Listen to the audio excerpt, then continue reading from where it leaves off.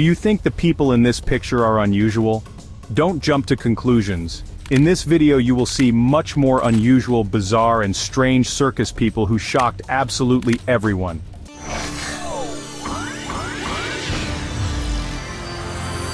Joseph Merrick, better known as the Elephant Man, lived one of history's most extraordinary and heartbreaking lives. Born in Leicester, England in 1862, Merrick appeared healthy at birth, but by age 5 his body began to change. Abnormal growths, thickened skin, and a disproportionately large head developed, conditions now attributed to neurofibromatosis and Proteus syndrome. As a child, Merrick faced relentless bullying, and after losing his mother at age 11, his life became even harder. Unable to find work due to his appearance, he turned to the sideshow world to survive. While displayed as a spectacle, Merrick earned a living but endured the cruelty of being seen only for his physical differences. His life changed when Dr. Frederick Trevis discovered him in a sideshow and provided him refuge at London Hospital. There, Merrick found peace for the first time, decorating his room, reading, and forming friendships, including one with Princess Alexandra. For those who met him, Merrick's intelligence, kindness, and humanity shone through. Tragically, Merrick passed away at just 27, likely due to his condition. Despite his short life, his story endures as a powerful reminder to look beyond appearances and see the humanity in everyone. Imagine being born not just with an extra limb, but with a fully functional third leg. This was the reality for Frank Lentini. Born in 1889 in Sicily, Lentini's condition was due to a parasitic twin, leaving him with 3 legs, 4 feet, and even a second set of genitals. While many might have viewed this as a misfortune, Frank turned it into an incredible asset, becoming one of the most celebrated sideshow performers of his time. Frank's journey into the spotlight began when his family moved to the United States, seeking better opportunities for their uniquely gifted son. By the time he was in his teens, Lentini was captivating audiences with his athletic feats. He didn't shy away from his condition, instead he used it to his advantage, performing stunts like jumping rope with his third leg and kicking soccer balls with ease. What set him apart wasn't just his physical anomaly but his charisma and humor. Lentini often joked that having 3 legs made it impossible to find a pair of pants that fit, or a comfortable chair. Audiences loved him not just for his uniqueness but for the confidence and charm he exuded. Frank's life story carried a powerful message of self-acceptance. Despite the challenges of living with such a rare condition, he married, raised a family, and led a fulfilling life, proving that uniqueness could be a strength. Annie Jones was born in 1865 in Virginia, and from an early age it was clear she was unlike any other child. By the time she was just 9 months old, she had a fully formed beard, a condition known as hirsutism. While this might have been seen as a challenge, Annie's parents embraced her difference and introduced her to the world of sideshows. By the age of 5, she was already performing, becoming one of P.T. Barnum's most famous attractions. Annie's beard, thick and luxurious, became her trademark, but what truly set her apart was her grace and intelligence. Far from being merely an oddity, she charmed audiences with her wit and poise. She dressed elegantly, often in custom-made gowns, and presented herself as a sophisticated woman. Her performances weren't just about appearance, they celebrated individuality and self-confidence, encouraging audiences to rethink societal norms of beauty. Annie's career spanned decades, during which she fiercely defended the dignity of performers in the circus and sideshow industries. She often advocated for the humane treatment of her peers, proving she was much more than a bearded lady. Her legacy, like Lentini's, was a testament to how embracing one's uniqueness can transform societal perceptions. Imagine living without arms or legs, yet managing to paint, write, and even roll your own cigarettes. This was the extraordinary life of Prince Randian, often called the human torso. Born in British Guiana in 1871, Randian's condition, known as tetra amelia syndrome, left him without any limbs. Yet, instead of being defined by what he lacked, Randian stunned audiences with what he could do. Randian was brought to the United States in the 1880s by P.T. Barnum and quickly became an attraction. Dressed in a snug woolen onesie, he showcased his incredible dexterity. Using only his mouth and shoulders, Randian could light a cigarette, shave himself, and even sew. Audiences were captivated by his quiet confidence and the practicality with which he navigated life. His performances weren't exaggerated or theatrical. They were a raw display of human determination and adaptability. Off stage, Randian spoke 4 languages, married, and had 5 children. proving that his life extended far beyond the stage. Randian's story reminds us how society often underestimates people based on their appearances. His unique life leads us to another misunderstood figure who sparked both fascination and controversy: Zip the Pinhead, a man whose condition blurred the line between fact and fiction. William Henry Johnson, better known as Zip the Pinhead, had one of the most unusual careers in circus history. Born in 1842 in New Jersey, Johnson had a condition called microcephaly, which left him with a small, tapered skull and intellectual disabilities. However, what made Zip famous wasn't just his appearance, it was the outrageous narrative crafted around him. P.T. Barnum introduced him as the missing link, claiming he was a wild man discovered in Africa, adding an air of mystery to his persona. On stage, Zip's exaggerated antics drew both curiosity and laughter. He often wore a furry suit to enhance the illusion of being a wild man, barking and acting animalistic while simultaneously engaging with audiences in playful ways. While some viewed him as a joke, those who knew him described Zip as kind, friendly, and surprisingly witty. Off-stage, he loved music, played the guitar, and enjoyed socializing with fellow performers. Zip's life highlights the tension between entertainment and exploitation, as he was both celebrated and misrepresented. Yet he made the most of his fame, performing for nearly 60 years. His story sets the stage for another performer whose unusual condition shaped her life in a way few could imagine: Ella Harper, the camel girl who walked her way into history. Ella Harper was unlike any performer of her time, earning her the nickname the Camel Girl. Born in 1870 in Hendersonville, Tennessee, Ella had a rare orthopedic condition called congenital genu recurvatum. This caused her knees to bend backward, giving her legs an appearance similar to a camel's hind legs. Though this condition made traditional walking difficult, Ella adapted by using her hands for stability and movement, creating a gait that became her trademark. Ella's uniqueness quickly caught the attention of W.H. Harris's nickel-plate circus. In the 1880s, she became a star attraction, earning $200 a week, a remarkable sum for the time. Her publicity photos, often featuring her beside a live camel, emphasized her distinctive walk and added to her mystique. Despite her fame, Ella's life wasn't entirely consumed by the spotlight. By 1886, she expressed a desire to leave the circus to pursue education and a quieter life. True to her word, she stepped away from performing and faded into history, her later years largely undocumented. Ella's ability to embrace her condition and turn it into an opportunity speaks to her resilience. Chang and Eng Bunker are arguably the most famous conjoined twins in history. Born in 1811 in what is now Thailand, the twins were joined at the chest by a band of cartilage, which connected their livers.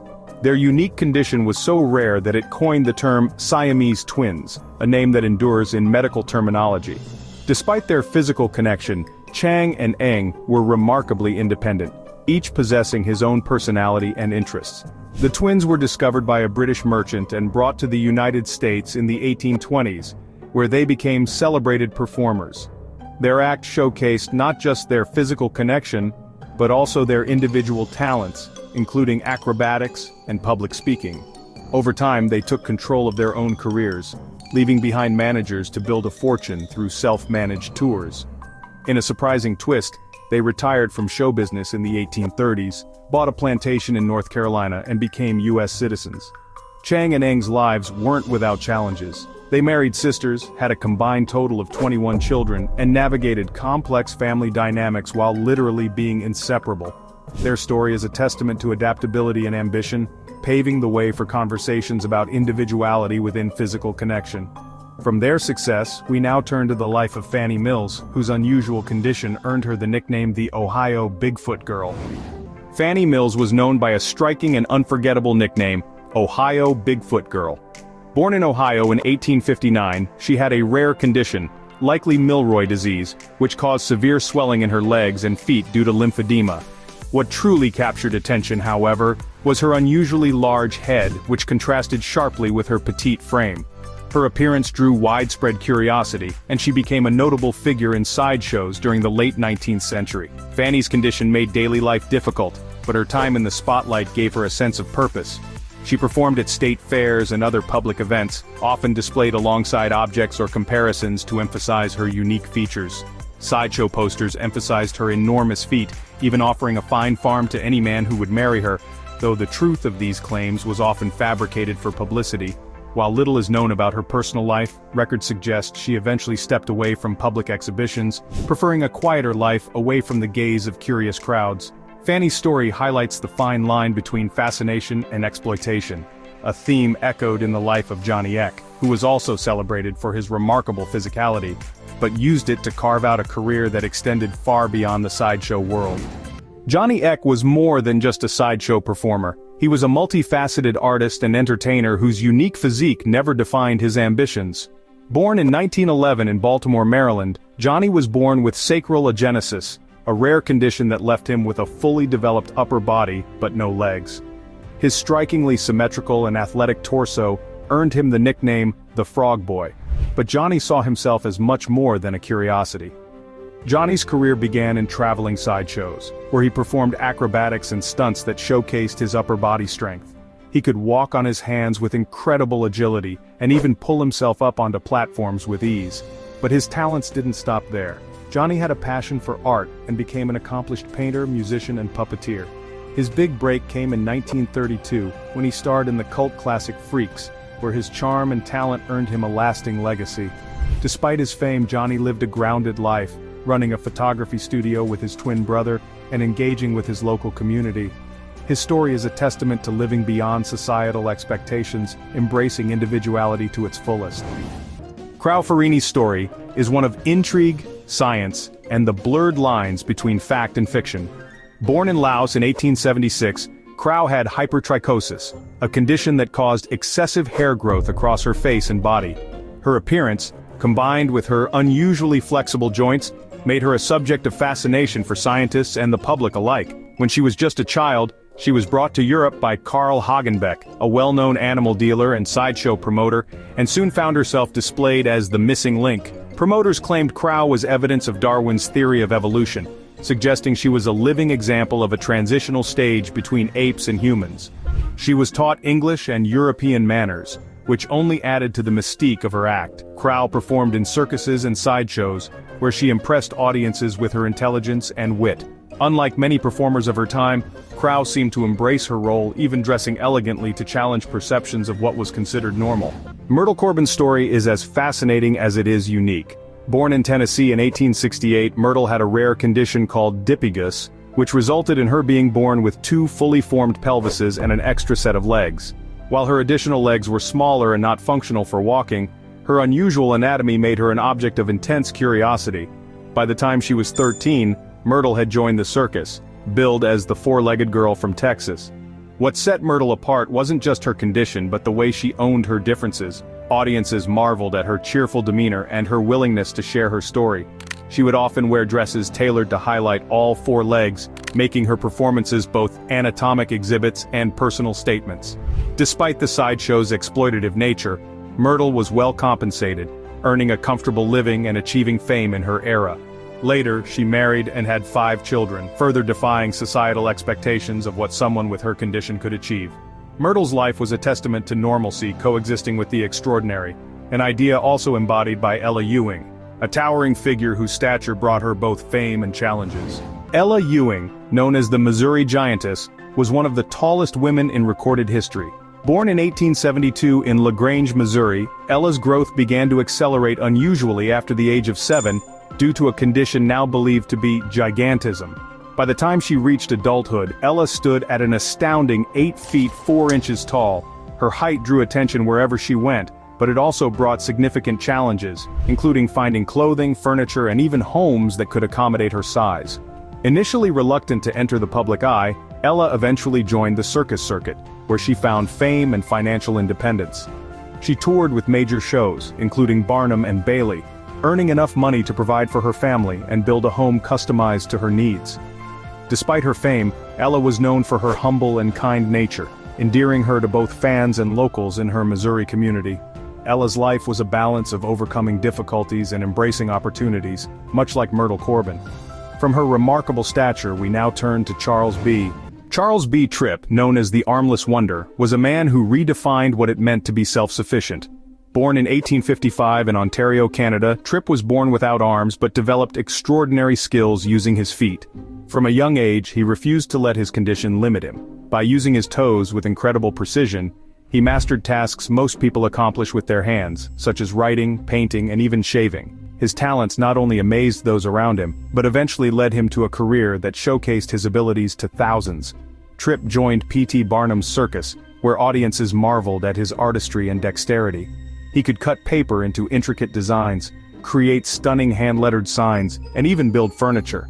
His performances weren't about pity but admiration. People were drawn to his ingenuity and calm confidence. What made Tripp unique was his approach to life. He focused on his capabilities, not his limitations. He often collaborated with Eli Bowen, a fellow performer with no legs, to demonstrate the limitless potential of human adaptability. Tripp later ran a photography business, proving that his talents extended beyond the stage. Tripp's life exemplified the power of determination, and his success in redefining societal perceptions of physical difference sets the stage for Isaac W. Isaac W. Sprague earned the title of the human skeleton due to his exceptionally thin frame. Born in 1841 in Massachusetts, Isaac grew up as a healthy child until his teenage years when he began losing weight rapidly.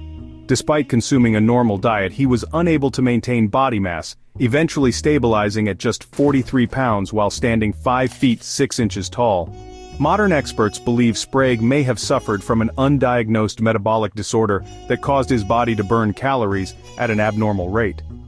Unable to work regular jobs due to his fragile health, Isaac joined the circus, where his appearance captivated audiences. He wasn't a performer in the traditional sense. Instead, he was often displayed as a living medical marvel. Sprague's skeletal frame drew attention and curiosity, but he carried himself with dignity, earning respect among his peers and the public. While his thinness was his claim to fame, it also made his life challenging. He struggled with physical weakness and a susceptibility to illness, yet he continued to work to support his family. Isaac's hauntingly fragile condition stood in stark contrast to performers like Felix Werrell, whose incredibly flexible skin showcased an entirely different kind of physical anomaly, drawing audiences into a world of seemingly impossible human abilities. Felix Werrell, known as the Elastic Skin Man, astonished audiences with a condition that made his skin unbelievably stretchy and resilient. Born in Wisconsin in 1858, Werrell had what is now recognized as Ehlers-Danlos syndrome, a connective tissue disorder that gave him his unusual flexibility. His skin could be pulled several inches away from his body and returned to its original position without damage, a phenomenon that baffled doctors and fascinated the public. Werrell's circus career flourished in the early 20th century when he began performing with major sideshows and traveling circuses. During his act, he would demonstrate his pliable skin by stretching it over objects or pulling it into unbelievable shapes, leaving audiences stunned. Unlike other performers whose talents required years of practice, Werrell's abilities were entirely natural, making him an anomaly even among sideshow performers. He often paired his demonstrations with humor, making his act both entertaining and lighthearted. Beyond the stage, Werrell was described as friendly and approachable, a man who took pride in his uniqueness while maintaining a sense of normalcy in his personal life.